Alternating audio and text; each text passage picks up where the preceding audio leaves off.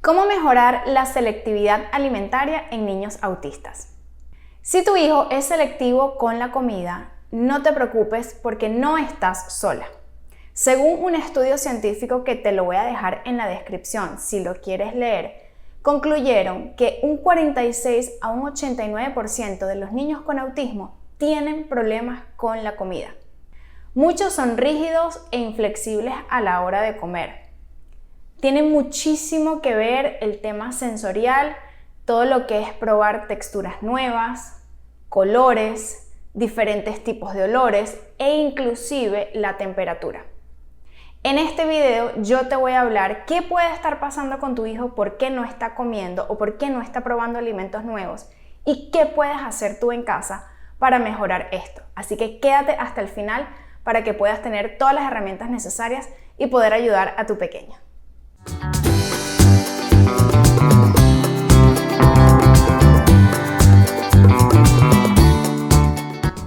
¿Qué puede causar a un picky eater o que tu hijo sea muy selectivo con la comida? Y lo que voy a listar acá no está en ningún orden en específico. El primero, quizás tu pequeño tiene trastorno del procesamiento sensorial y de esta forma toda la información que recibe tu pequeño a través de sus sentidos, en este caso puede ser visual, de olor, gustativo o de tacto, se le dificulta. Entonces, esa puede ser un origen sensorial. Tu hijo no le gusta tocar la comida, siente demasiado a la hora de tocar, de saborear o de ver, o por el contrario, tu hijo busca esa sensación y requiere olores fuertes, sabores fuertes y tú no lo sabes. Causa número 2. Tu pequeño quizás puede tener problemas de función oral. Muchos pequeños tienen bajo tono muscular, quiere decir que los musculitos de acá de los cachetes es blandito, flojito y por ende a tu pequeño le cuesta muchísimo masticar. Son niños que de pronto dejan la comida en el cachete por un rato largo o no prefieren ese tipo de comidas que son como gomosas, tipo carne, pollo, porque tardan mucho y requiere demasiado esfuerzo de los músculos y me canso y es como que ya, prefiero comer cosas blanditas o líquidas porque esto es demasiado trabajo para mí. Causa número 3. Hay niños que respiran por la boca, que tienen dificultades bien sea por los adenoides, inflamación, sufren de alergias y respiro por la boca. Entonces, yo los voy a invitar a ustedes a que simplemente traten de tragar agua con la nariz tapada. Da miedo, ¿verdad? Porque es como súper difícil de hacer. Entonces, estos niños usualmente no quieren comer porque tienen esa sensación y esa emoción de miedo de que me voy a atorar, porque quizás en algún momento lo sintieron previamente y ya les quedó en su memoria guardado. Causa número 4, hay niños que tienen problemas de deglución para tragar y para ello hay exámenes en los cuales tienes que ir al hospital para que te puedan decir si tiene un problema para poder tragar o no. Causa número 5, muchos niños experimentan dolor a la hora de comer porque sufren o de acidez, tienen reflujos, o muchos niños se constipan, se les dificulta mucho ir al baño y asocian que si yo como, me voy a trancar, no voy a ir al baño e ir al baño es sumamente doloroso para ellos. Y la causa número 6, muchos niños presentan alergias o intolerancias a ciertos alimentos que quizás tú no sabes porque nunca le has hecho un examen de sangre y por ende rechazo este alimento porque mi cuerpo naturalmente así lo pide. Entonces, es sumamente importante que ustedes puedan descifrar cuáles de estas causas, si existe alguna de ellas, está causando que tu pequeño rechace los alimentos y por ende tú te pongas sumamente nerviosa de que tu pequeño no está obteniendo los nutrientes necesarios. Así que a continuación te voy a dar 8 estrategias que puedes hacer con un picky eater. La número 1 y la más importante para mí es que tú tienes que saber fisiológicamente hablando qué está pasando. Es decir, hacerle exámenes de deglución, llevarlo con un especialista de alimentación, en este caso una terapeuta de lenguaje, un feeding therapist specialist, se llama así en inglés, para tratar de entender qué puede estar pasando. Tienes que hacerle exámenes de sangre, a ver en temas de nutrientes, en temas de intolerancias o alergias, y sobre todo cómo está el niño en temas de poder ir al baño. Si eso está inflamado y el niño no ha podido ir, obviamente causa malestar y por ende no me provoca comer. Entonces, esa es la estrategia número 1. Vamos a descartar toda la parte médica, llevarlo a el gastroenterólogo, al feeding specialist, hacerle los exámenes de alergia, descartar toda esta parte médica primero.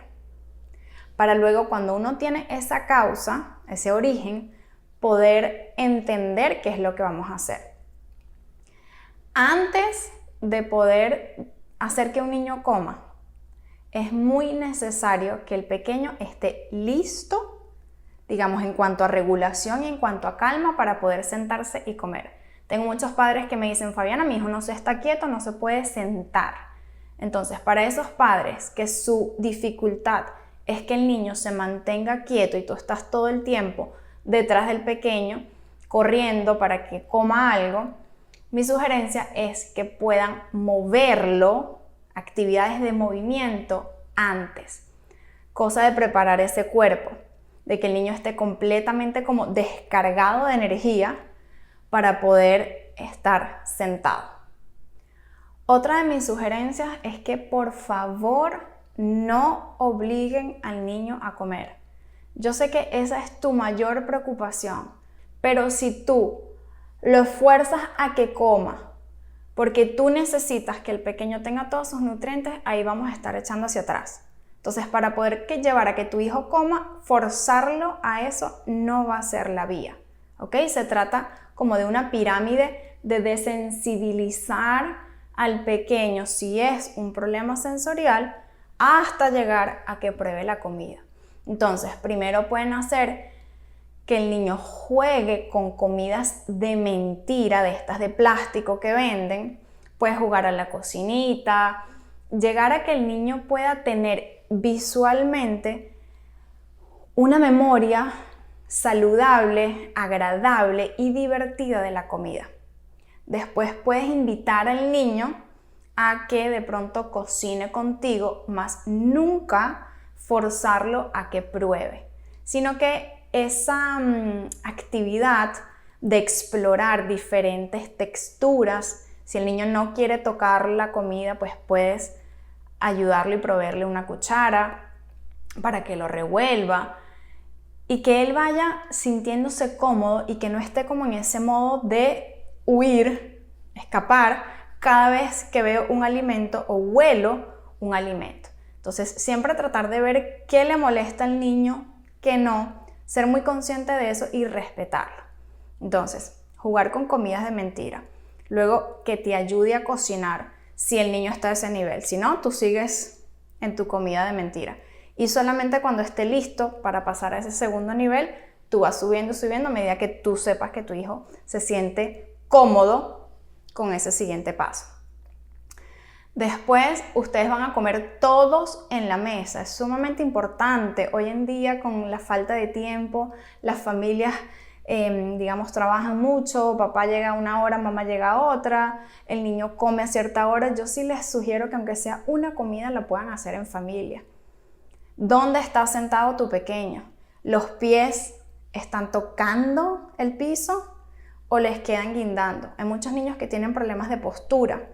¿Okay? No solamente en la parte oral, sino de su cuerpo. Y si estoy aquí en flexión, se me va a dificultar llevarme la comida a la boca. Entonces asegúrense de que el asiento donde los niños comen sea acorde a ellos, sus pies toquen el piso, estén sentados con algún respaldar y estén todos en un ángulo de 90 grados. ¿ok?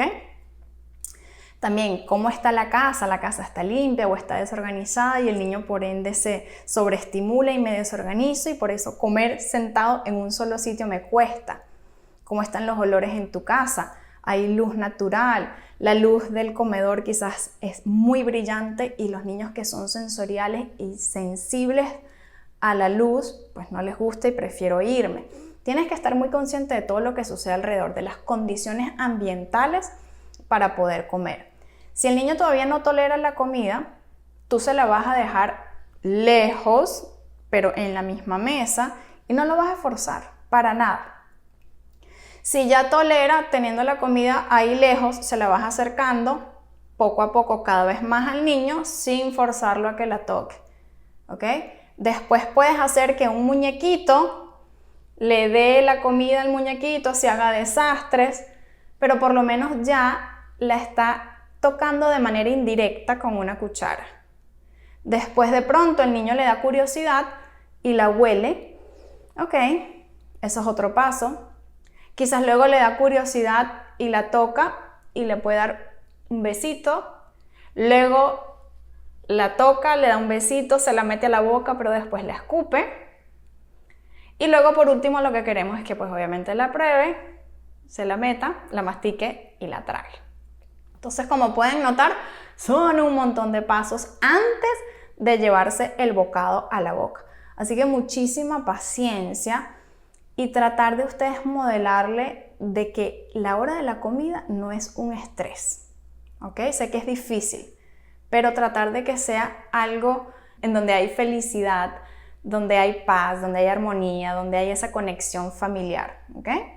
Si tu hijo es un buscador sensorial y ves que quiere y requiere especies, o sea, sazonar la comida de manera fuerte, te invito a que lo hagas, porque sus papilas gustativas quizás en esos sabores requiere ese tipo de sabor para que como que estoy sintiendo un poquito, quizás para ti es mucho, pero para el niño es poquito. O por el contrario, si no le gustan las especies, como a mí, ni las salsas, ni nada mezclado, limítalo entonces a sal. Tú tienes que ir probando qué es lo que le gusta al niño. Recuérdate que no es la sazón que tú estás acostumbrada a comer, sino la sazón a la cual el niño, por ahora, en este momento, su nivel está, ¿ok? Sensorialmente hablando. Limita el consumo de snacks y el consumo de leche. Muchos padres, por miedo a que el niño no coma nada, le da o muchos snacks que el niño prefiere y también suplementan muchísimo con la leche. Entonces mi sugerencia es, trata de limitar eso. Otro tip que te voy a dar es que limites las cantidades y que los separes. Venden muchos platos, o si no tienes esos platos y no los quieres comprar, trata de poner las cantidades muy pequeñas y que estén separadas. Hay niños que visualmente hablando no les gustan los alimentos con los colores mezclados. Y también al ver demasiada comida es como cuando hay muchos juguetes afuera y tienes que mandarlo a hacer clean up. No lo hace porque siente que es infinito, es demasiado, no sé por dónde empezar y nunca voy a terminar. Entonces en la mente del niño, ¡oh! Nunca voy a terminar de comer, qué horrible. Entonces no quiero y lo rechazo y me paro y me voy.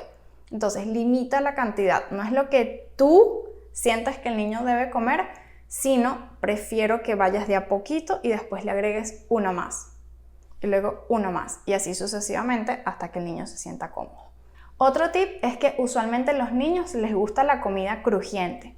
Entonces busquen recetas en las cuales el niño prefiere este tipo de texturas. Yo una vez tuve en casa una niña que le gustaba mucho el aguacate, pero solamente picado, no le gustaba como en un guacamole. Y como le gustaba tanto el aguacate, yo le dije a la mamá, bueno, vamos a hacerle recetas que sean de forma crujiente, que esté involucrado el aguacate. Entonces hicimos cosas empanizadas y hacia el air fryer, obviamente para aquellos que son gluten free, todos venden cosas gluten free. Y de esa manera, pues la niña podía comer un poquito más los alimentos que usualmente rechazaba porque tenían su comida favorita, que era el aguacate, y su textura favorita, crujiente. Entonces traten ustedes de buscar recetas en las cuales tengan esos ingredientes que a sus hijos les gustan, los alimentos que a sus hijos les gustan, la textura que a sus hijos les gusta, la temperatura que a sus hijos les gusta y de forma visual como a sus hijos les gusta. ¿Okay? Es cuestión como de saber qué es lo que prefiere tu niño y que eso es lo más difícil como de hacer. Y si ustedes no entienden y no saben y no entienden el origen, siempre busquen ayuda de un profesional. En este caso, un terapeuta de lenguaje, un terapista ocupacional que les puede ayudar con todo este tema sensorial y un feeding specialist que los va a ayudar en todo esto que mencioné anteriormente de referirlos a los estudios de deglución, de saber si el niño está tragando, masticando, si se cansa, entre otros. Si tienes alguna duda o algún comentario sobre este video, puedes dejármela aquí abajo. Recuérdate que también hago consultas a padres y profesionales. Y si te ha gustado este video y quieres seguir aprendiendo sobre otros temas y cómo ayudar a tu niño con autismo, con trastorno del procesamiento sensorial, con el trastorno del déficit de atención e hiperactividad, suscríbete a mi canal y no te olvides de encender la campanita de las notificaciones para que no te pierdas ninguno de mis videos.